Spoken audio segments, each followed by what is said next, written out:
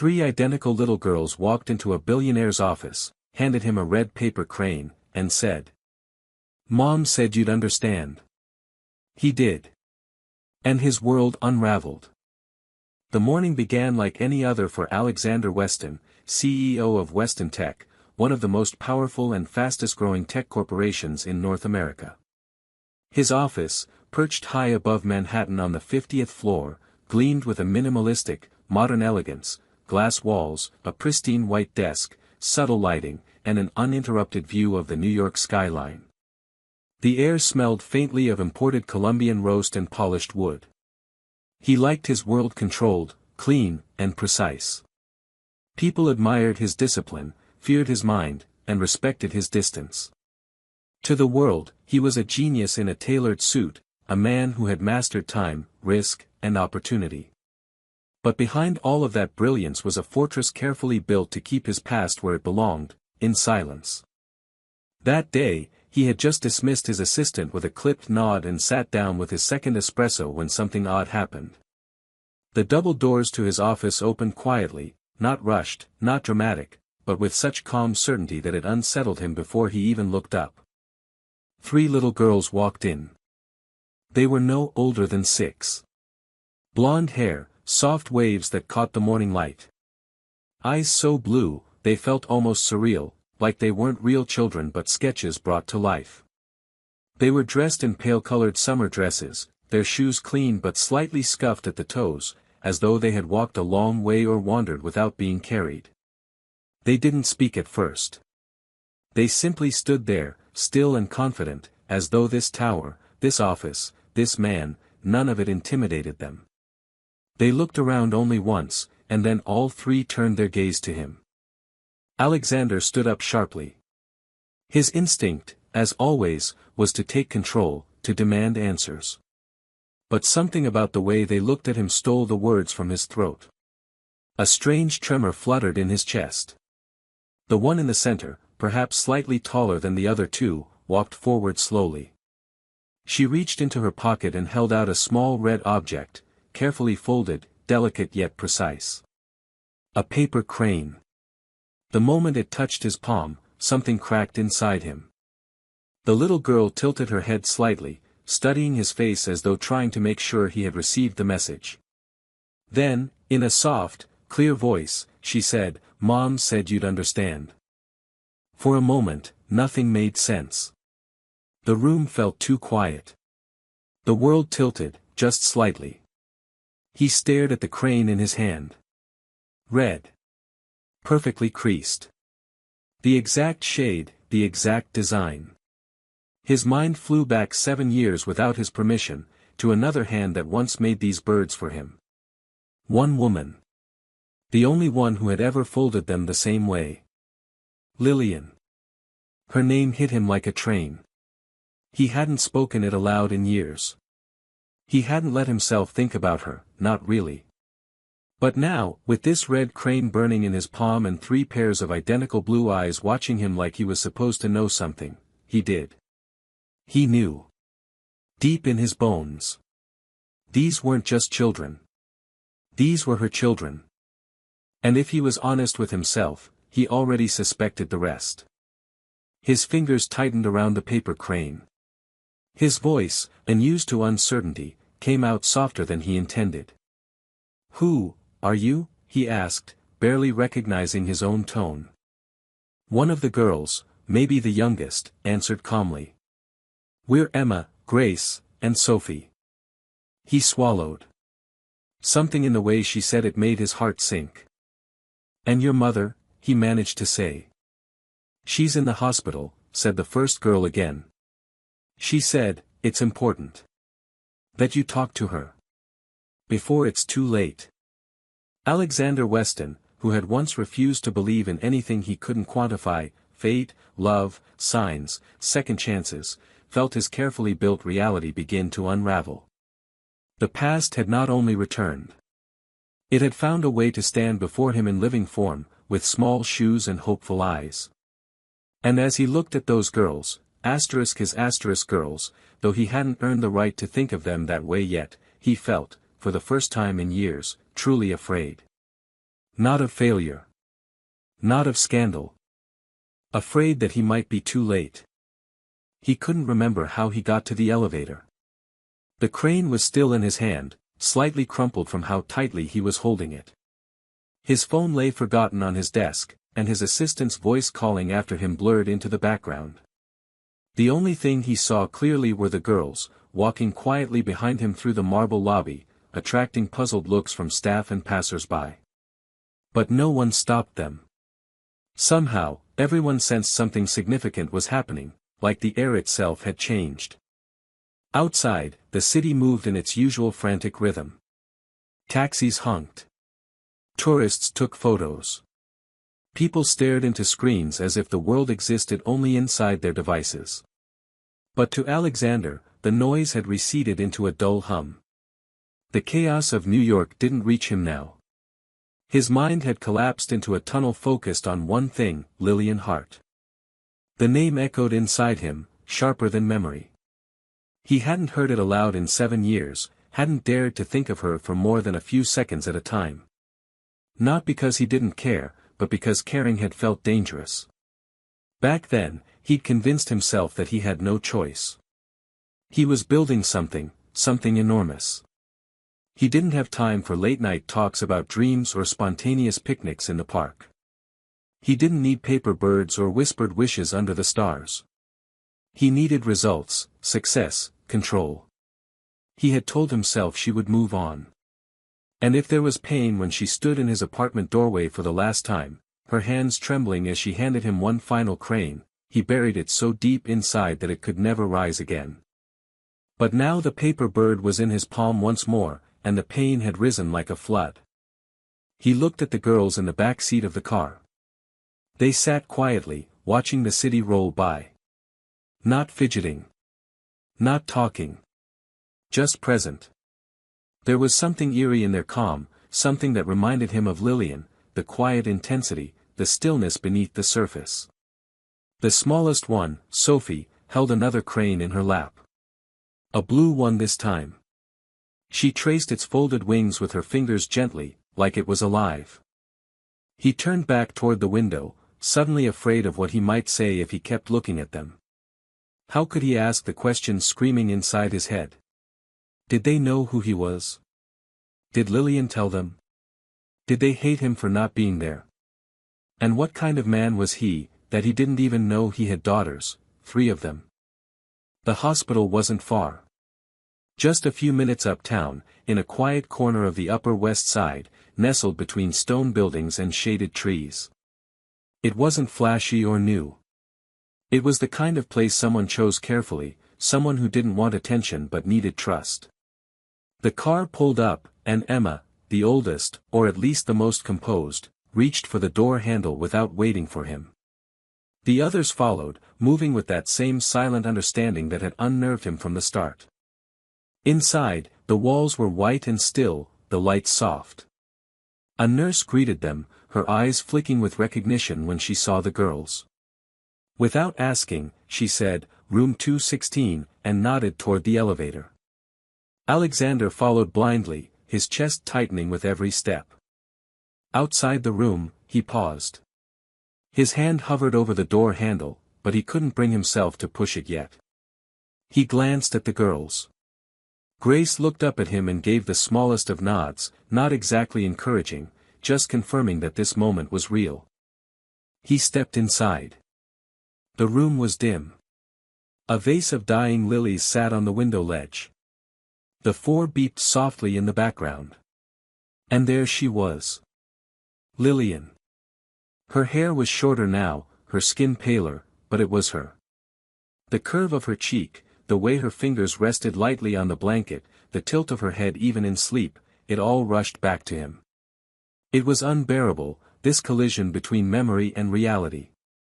Her body looked fragile, but her presence was still magnetic. She hadn't lost that quiet gravity that used to stop his mind in its tracks. She opened her eyes slowly, and when she saw him, she didn't flinch. Instead, she smiled. It wasn't a big smile. It barely touched her lips.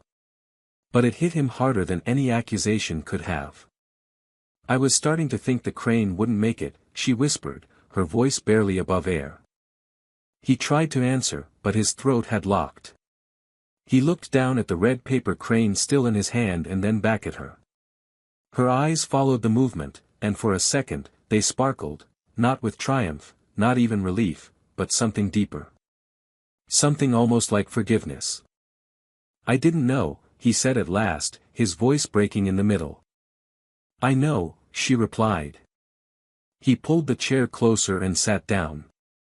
For the first time in years, he didn't care about schedules or headlines or stock prices. He didn't care about how long he had avoided this or why. All that mattered was the woman in front of him and the years between them that neither could take back. I should have been there, he said quietly. Yes, she agreed. But you're here now. And in that moment, surrounded by machines and shadows, with 3 little girls sitting just outside the door, Alexander Weston, once the most calculating man in the city, began to feel something he had forgotten how to recognize. He was beginning to remember what love really looked like. The first night was the hardest. He stayed in the hospital room long after the girls had fallen asleep in the family lounge down the hall. Nurses came and went, adjusting Lillian's for or checking her vitals, whispering softly around him as if they knew something sacred was unfolding. He didn't move. He sat in the chair beside her, elbows on his knees, hands clasped in front of him like he was praying, though he hadn't spoken to any god in decades. The room smelled like antiseptic and lavender soap. The soft beeping of machines was the only rhythm keeping his thoughts from spiraling into panic. Lillian slept, her chest rising and falling with the slow, careful breath of someone whose body was conserving every bit of strength it had left.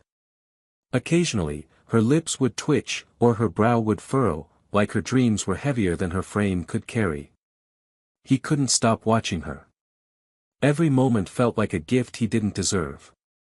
7 years gone, and somehow, she looked exactly the same and impossibly different. She was still beautiful, but it was a quieter beauty now, fragile, etched with suffering, yet lit by something that felt like peace. He remembered the last time he saw her, standing in the doorway of his apartment with tears in her eyes and a crane in her hand. He remembered the way she had asked him, just once, to stay, not forever, not even for the night, but just long enough to tell her he still saw her. And he had turned away. He told himself at the time that it was necessary, that his career couldn't afford softness. He was building something too big, too important, and there was no room in it for a woman who folded paper birds and talked about things like fate. What a fool he had been. Now, sitting in that sterile room, the weight of what he had walked away from felt unbearable. And yet, even in that guilt, there was something deeper blooming beneath the pain, an overwhelming sense of responsibility, of clarity. Not just about Lillian, but about the 3 girls who had entered his life so suddenly and completely. His daughters. His daughters. He still couldn't say the words aloud. They felt too big. Too sacred. He had missed their births, their first words, their first steps. He hadn't even known their names until a few hours ago. And yet, when he saw them, he didn't feel like a stranger. He felt something ancient and instinctive rise in him, something that told him they belonged to him and he to them.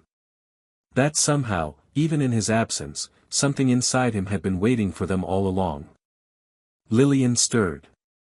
Her eyes fluttered open slowly, and for a moment she looked at him without speaking, as if she were trying to memorize the shape of his face again after so many years.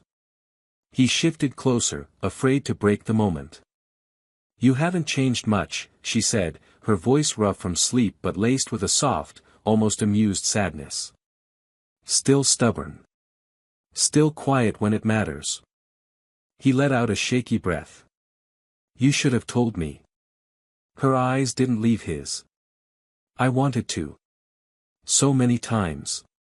But every time I thought about it, I pictured you just, walking away again. I didn't want the girls to grow up with that kind of silence." "I wouldn't have," he said quickly, then stopped. "No. That's not true. I don't know what I would have done back then. I wasn't ready to hear it. But I should have been." I should have been better. She didn't argue. That was one thing he had always admired about her, she didn't sugarcoat truth. She let it sit between them like a living thing, waiting to be acknowledged. They asked about you, she said after a moment. When they were little, they thought maybe you were an astronaut. Or a spy. Or a prince in hiding. His chest tightened. What did you tell them? That you were someone I once loved very much. Someone who made me cranes and made me cry. Someone I hoped they'd meet one day, when they were ready. When you were ready. He didn't deserve that kind of grace. He didn't deserve her. I don't know how to be a father, he said quietly. You'll learn, she replied. They're good girls. Smart. Kind. They already like you, even if they don't understand why yet. Just be present. They'll do the rest. He leaned back in the chair, rubbing his face with both hands, exhausted in a way that had nothing to do with time zones or business deals. Everything inside him felt raw and rearranged. I missed everything, he said finally. Lillian turned her head toward the window. Outside, the lights of the city blinked gently in the darkness. You missed a lot, she said. But not everything. You're here now, and I don't know how much time I have left, Alex. But I know this, if you want to know them, really know them, there's still time. They're not angry. They're just waiting. Kids have a way of opening doors we don't even realize are still unlocked. He didn't trust himself to speak. Instead, he reached into his pocket and carefully smoothed out the red crane the girls had given him earlier. He placed it gently on the windowsill beside the vase of lilies. It stood there, bright against the pale light, a tiny symbol of hope, of a beginning. She watched him do it, and for the first time, her smile reached her eyes. Do you remember the first one I gave you? She asked. He nodded. Before my first pitch meeting. You said it was for luck. And you closed the deal. I didn't believe in luck. No, she said softly. But I did. And I believed in you. He looked at her, and something in him shifted, something that had been frozen for years finally starting to thaw. I want to fix this, he whispered. Then start with them, she said. Start with the girls. Show them that their father is more than the man who left. And just like that, something changed. Not in the room, not in the air, but in him. A crack in the armor. A sliver of light. A quiet, terrifying, exhilarating sense that it wasn't too late after all. The next morning began in a silence that felt different than the silence of the night before. It wasn't heavy with shock or uncertainty, it was thoughtful, almost reverent, like the world around them was holding its breath. Alexander sat on the small couch in Lillian's hospital room, a blanket over his shoulders that one of the nurses had quietly draped there sometime during the night. He hadn't meant to fall asleep, but exhaustion had caught him at last, folding his body forward in a restless, guarded sleep filled with flashes of memories he hadn't visited in years. Now, in the pale light of dawn, he was awake again, eyes fixed on a small cardboard box on the table near Lillian's bed. She was still sleeping, her breath steady and slow, but her presence filled the room even in rest. He didn't touch the box at first. It looked old, the edges frayed and corners dented slightly from being carried and set down and picked up again too many times. There was no label on it, no writing. Just a simple, unassuming box taped shut with a strip of soft pink washi tape, delicate and familiar. It was the kind Lillian used to seal notes and scrapbooks when they were together, a detail that made his chest ache. Finally, as the sun crept over the skyline outside the window, painting the floor with gold, he reached out and pulled the box gently toward him. He peeled away the tape as if it were something sacred, careful not to tear it. The cardboard flaps unfolded with a quiet sigh, and inside, he found what could only be described as a small universe. Dozens upon dozens of paper cranes, all folded in varying shades of red, blue, and soft cream, were stacked inside, organized by color and size. Some had aged and softened with time, their creases a little worn, while others looked nearly new. Beneath them, nestled like buried treasure, were small slips of folded paper, notes. Letters. So many, tied together with simple ribbons, dated in careful handwriting that hadn't changed at all. He pulled one out at random. The date on it was almost 6 years ago. Carefully, he untied the ribbon and unfolded the note. It was short, just a few lines. Today Emma laughed so hard she fell over backward and bumped her head. I kissed her 3 times and she stopped crying. You would have laughed, your crooked smile. You were always good with her kind of chaos. He stared at the words for a long time, his hands trembling slightly. Then he opened another. Sophie won't go to sleep unless I hum that song you used to whistle while working on your laptop. I didn't know she'd heard it enough to remember.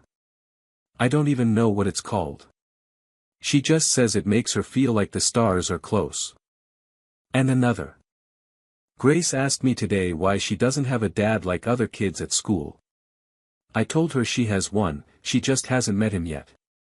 That he's doing important things, but that maybe one day he'll come find us. I don't know if I said it for her, or for me.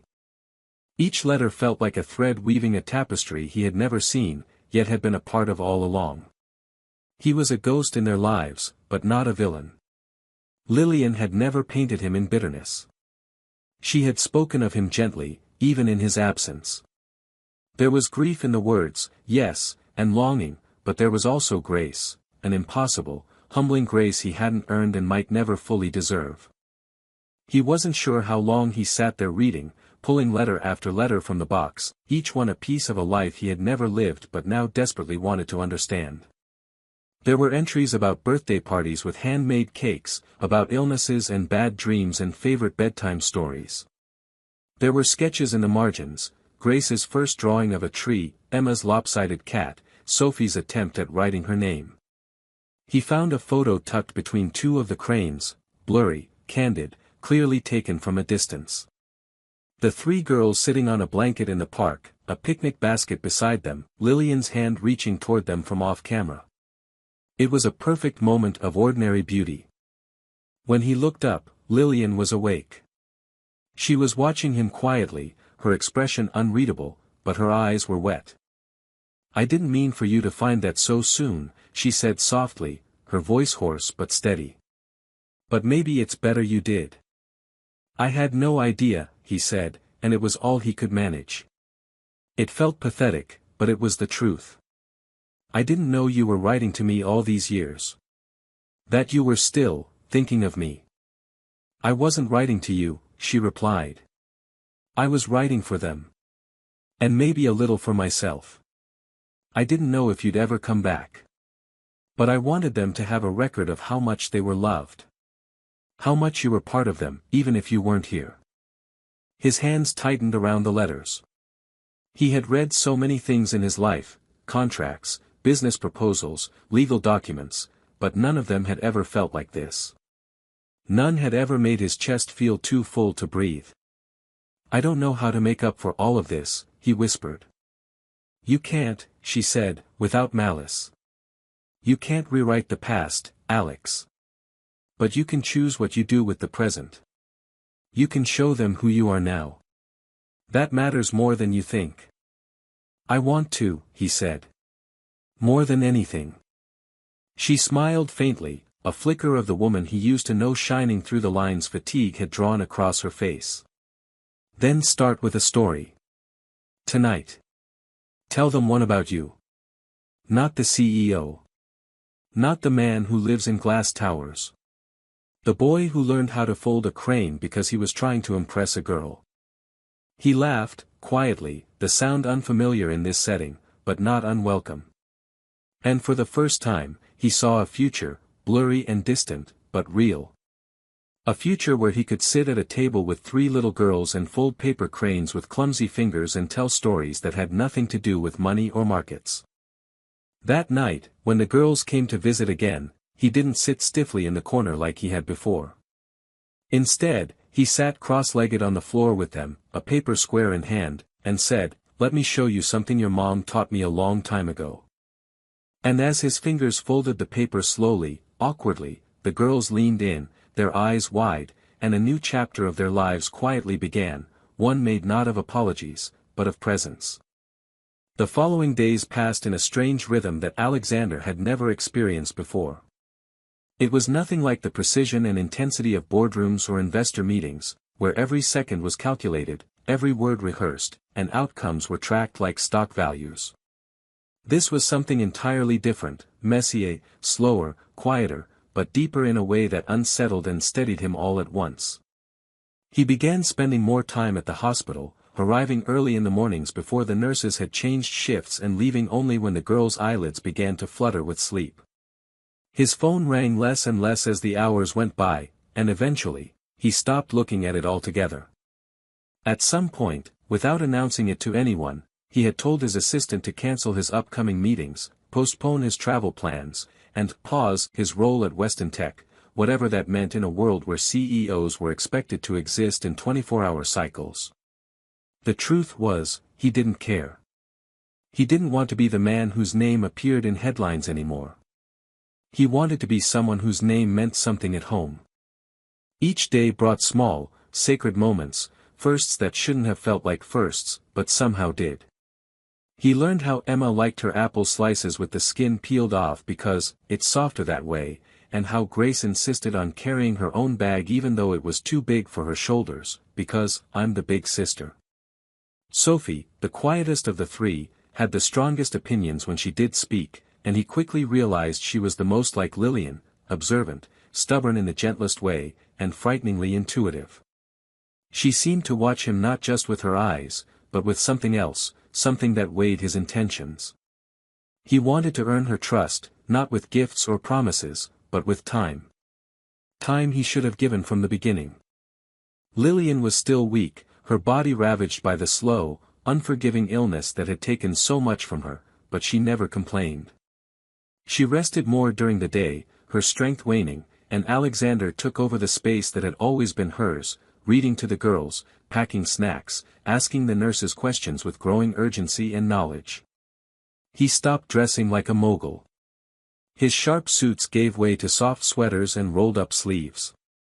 He started folding cranes again, every night, one for each of the girls. They kept them in their backpacks or under their pillows, tiny symbols of something neither of them could fully explain but all instinctively understood. One morning, as he sat beside Lillian, he told her something he hadn't said to anyone else. "I've been thinking about leaving the company," he said, not looking at her as he spoke, afraid of what her eyes might reveal. Not just a sabbatical. Really leaving. Giving it up. She was quiet for a long moment, and when he finally turned to face her, she didn't look shocked or worried. She looked calm. Almost relieved. "I wondered when you'd say that," she murmured.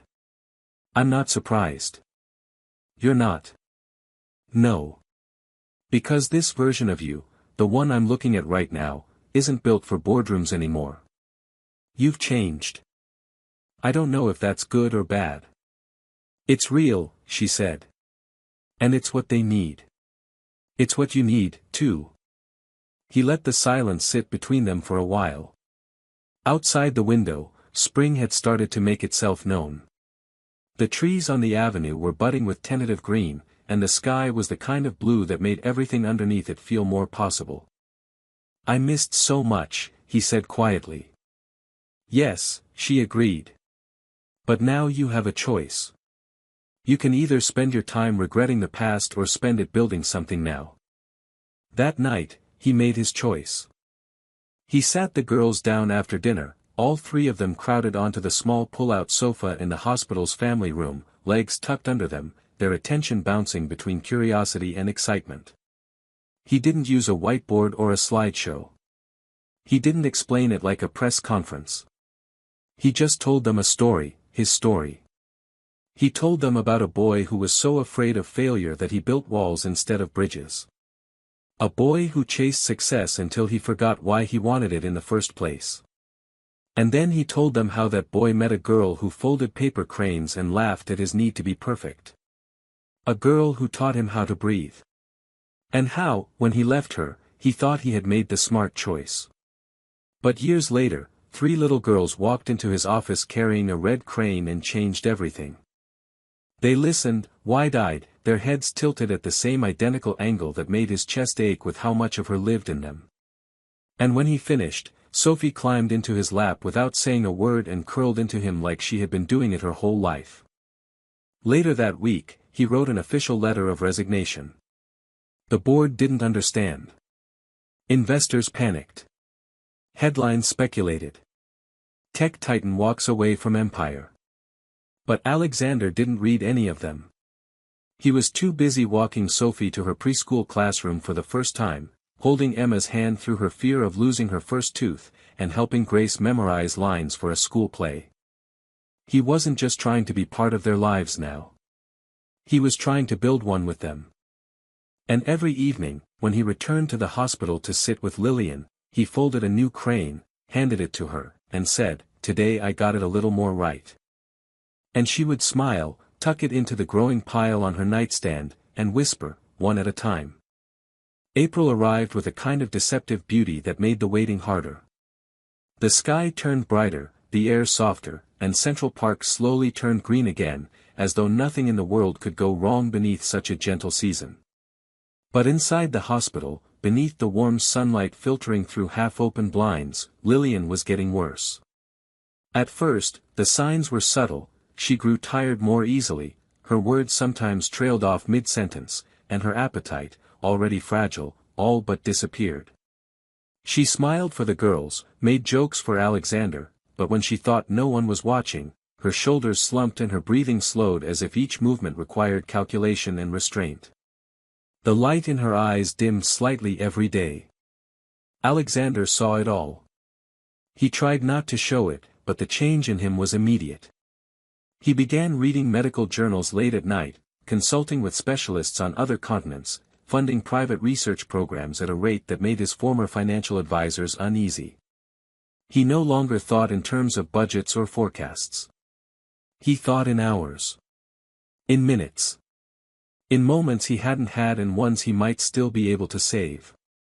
He was in the hallway with one of Lillian's doctors when the news came. The specialist, a calm, pragmatic woman with eyes too weary for her age, explained in the quietest, most respectful voice that Lillian's disease had entered an accelerated stage. Time, she said, was not on their side. The treatment that had been helping her slow its progression had stopped working.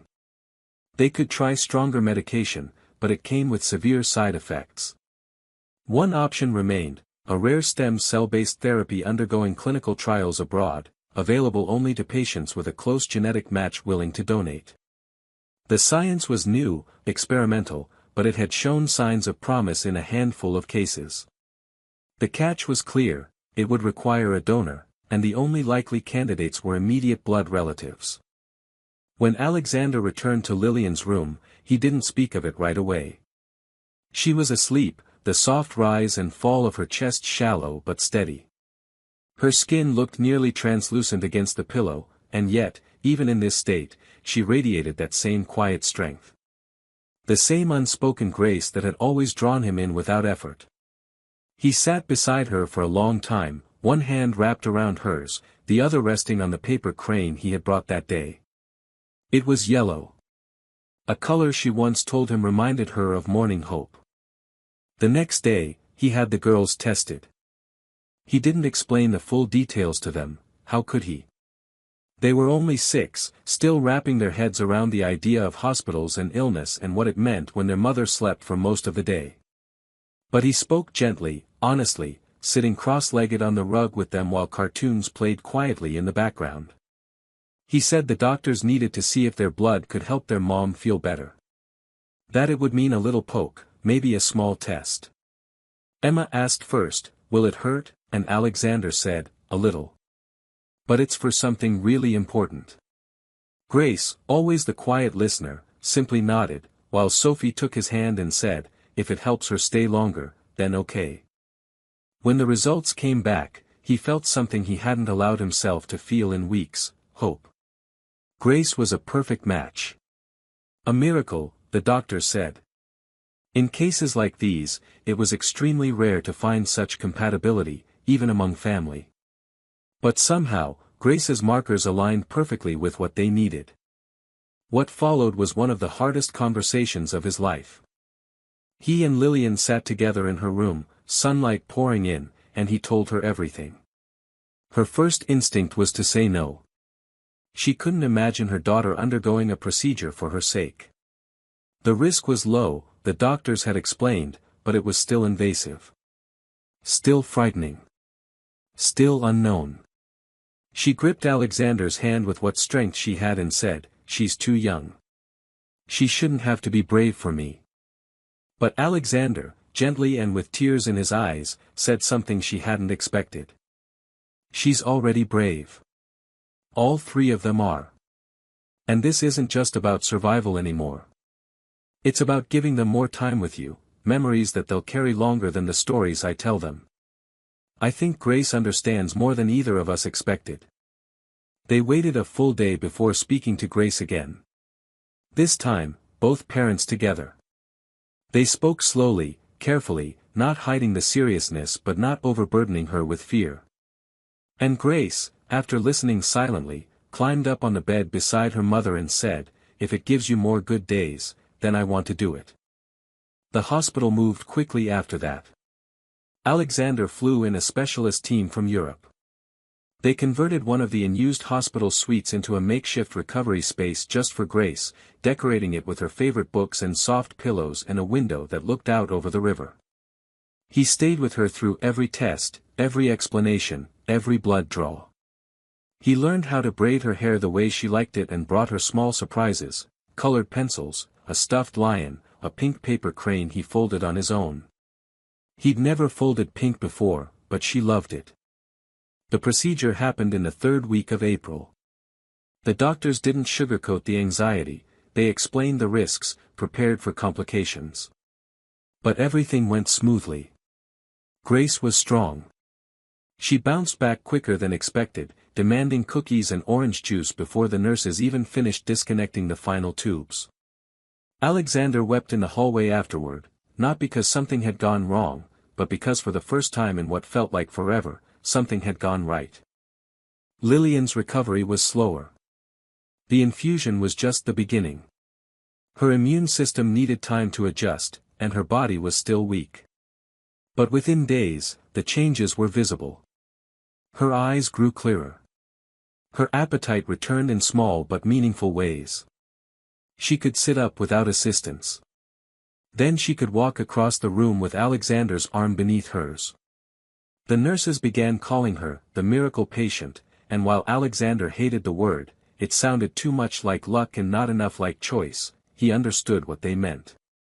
One evening, about 10 days after the transplant, the whole family sat together in the hospital garden. The girls were drawing chalk hearts on the stone walkway, and Lillian was wrapped in a blanket on a bench, watching them with a serenity that made the air itself feel warmer. Alexander sat beside her, their hands loosely entwined. He didn't speak at first. He didn't need to. And when she finally turned to him, her eyes filled with tears but her voice steady, she whispered, "You saved me." He shook his head and kissed the back of her hand. "No. Grace saved you. And you saved me long before that. I'm just finally trying to be the man you believed I could be." She rested her head against his shoulder, and for the first time in years, they sat without any urgency, without fear, simply existing together. The future was still uncertain. It always would be. But in that moment, surrounded by chalk drawings and warm spring air, they weren't thinking about endings anymore. They were thinking about what could begin. May brought with it a kind of slow magic that Alexander hadn't known he needed. It didn't come in grand gestures or earth-shaking declarations. It came in the quiet, steady rhythm of healing. In Lillian's voice gaining strength one sentence at a time. In the color returning to her cheeks. In the way she walked now, carefully, but without help. The hospital room that had once been a place of waiting and uncertainty transformed into something softer, more like a temporary home, filled with laughter and paper cranes and the smell of apple juice and colored pencils. The girls were there every day after school, curled up on the bed with Lillian, bringing her drawings and stories and questions about things as small as ant colonies and as big as outer space. They talked to her the way only children do, with complete faith that their mother would always be there to answer. By the end of the month, the doctors agreed Lillian could be discharged to finish her recovery at home. It felt surreal to hear those words, home. For a long time, Alexander didn't even know what that meant anymore. He had houses, sure, 3 of them, across different cities, but he hadn't lived in any of them. Not truly. They had been places to sleep, to host meetings, to impress investors. But now he was planning for something different. Something real. He had found a small house just outside the city, tucked away near a lake, quiet and surrounded by trees. It wasn't modern or flashy. It didn't have smart walls or a wine cellar or a private elevator. But it had light. And space. And rooms where the girls could paint the walls whatever colors they wanted. A place with a front porch for rainy days and a backyard big enough to chase fireflies. Lillian had seen the pictures and simply nodded, a tear running down her cheek. It was exactly the kind of place she would have chosen. Moving day was small and beautiful. There were no moving trucks or corporate decorators, just a modest car, a few bags, and the 5 of them holding hands as they stepped across the threshold into a future none of them had expected but all of them now fiercely wanted. The first night, Alexander cooked. It was a disaster, overcooked pasta, a smoke alarm, spilled sauce on the floor, but the girls loved every second of it. They giggled until their stomachs hurt and Lillian, still weak but radiant in her laughter, declared it the best-worst dinner she'd ever had. There were no official schedules, no perfectly laid-out plans. But slowly, a routine began to form. Morning started with the smell of toast and the sound of feet running down the hall.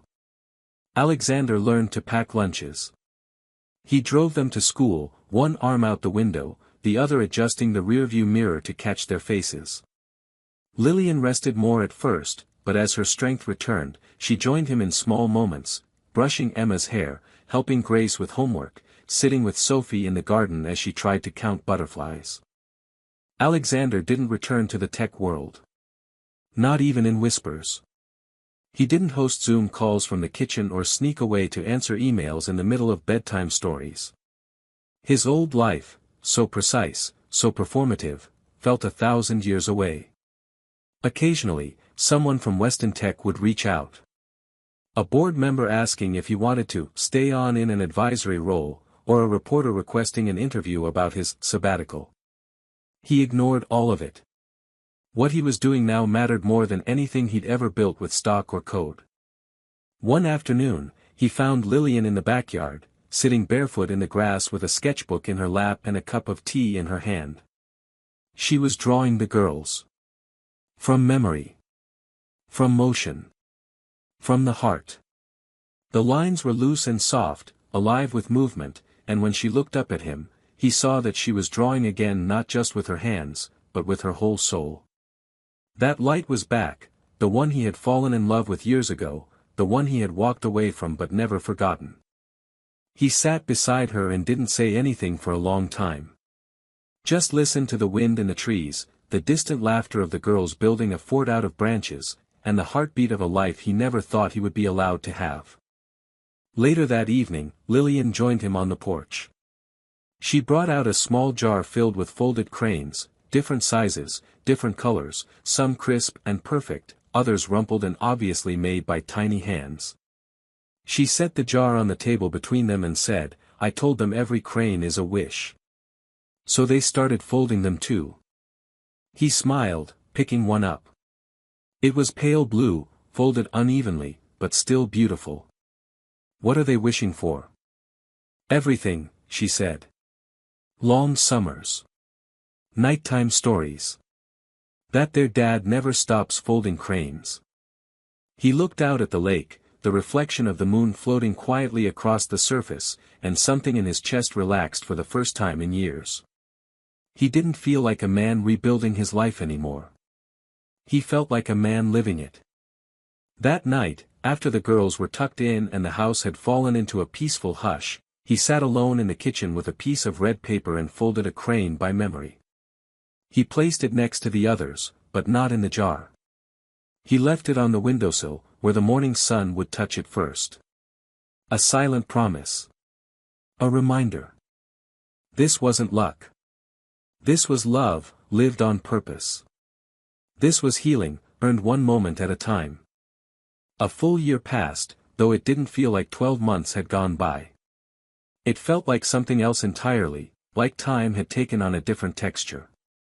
It didn't race forward the way it used to in boardrooms and airport lounges. It didn't vanish into emails and meetings and bottom lines. It unfolded. Slowly. Steadily. Purposefully. One morning into the next. One bedtime story into another. The rhythm of life in the Westenhart household had settled into something quiet and sacred. The girls were taller now, their voices stronger and their questions more complex. Grace had developed a love for reading chapter books on her own and was currently obsessed with stories about explorers and maps. Emma had joined a local kids' science club and insisted on mixing strange potions in the kitchen with plastic test tubes. Sophie, ever observant, had started painting beside her mother, watching Lillian's hand with quiet reverence, then imitating her strokes on her own canvas with remarkable skill for her age. Lillian was stronger too.